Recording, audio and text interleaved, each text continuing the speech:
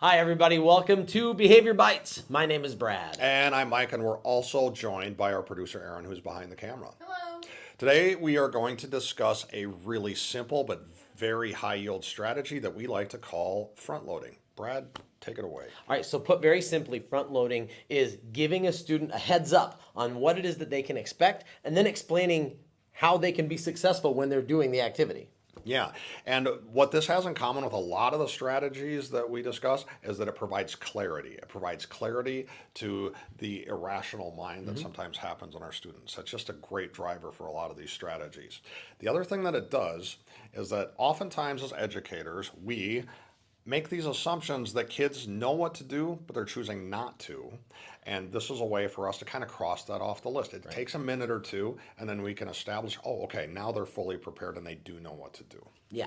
So he talked about expectations. So all of us appreciate knowing what to expect in a given situation, right? And all of us can adapt in some way, shape, or form. But a lot of people really struggle with sudden changes or even with routine stuff, right? Not knowing what to expect day to day. All right. So this strategy creates a partnership between the teacher and the student that is going to help them set that path towards success. All right, let's talk about how this can go.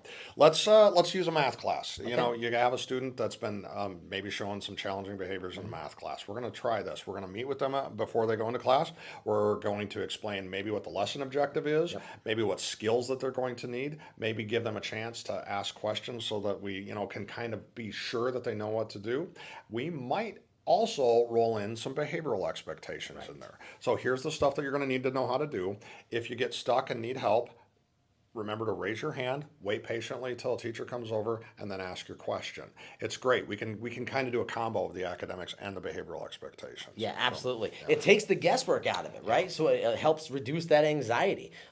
I think about these kids, Mike, who my behavior stems from my academic challenges, right? And some kids know the academics. I know it. They know it. But the anxiety of having to look good and save face in front of their peers spikes that anxiety, spikes that behavior. I'd rather look mean than dumb. I'd rather look like a jerk than an idiot, right? It's real common. In order to combat that, I'm going to take that kid out in the hall, do a little bit of triage before we start. And I'm say, hey, look, man, today when we go in there for math, you know the math. I know you know the math, okay? We're going to make it so that everybody else gets to see that you know the math, all right? So everybody else is going to be doing 3 problems on the board. You're only going to do the second problem, okay? You get out your whiteboard, you do it just like everybody else.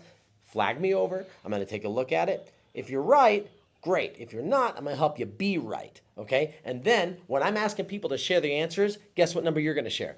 Number 2. You're going to share the second one, right? And then everybody in here is going to see that you know what's up. Because I know it, you know it, now they're going to know it. And what I just did was I set up a partnership with that kid. Here's what I want you to do. Here's how you're going to do it to be successful. And I'm going to be with you every step of the way. And just think about what you just did there. You're empowering that kid to participate in class what we want. And what can often happen is that will snowball with them so they have that confidence that they're going to participate in a lot of our other lessons. I just love that. One last advantage to this thing, to this strategy here, is that when we talk about functions of behavior, this is a good way for us to kind of get some information about that.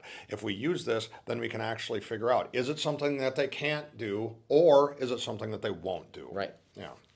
Okay, so this strategy, front loading, works super well with the 3x3 triage strategy that we've done a video on. It works really well with that meet and greet at the door triage strategy that we've done. Okay, so use this in conjunction with those. You're going to see some improvement in your kids' behavior and anxiety levels. In the meantime, go forth, do good things.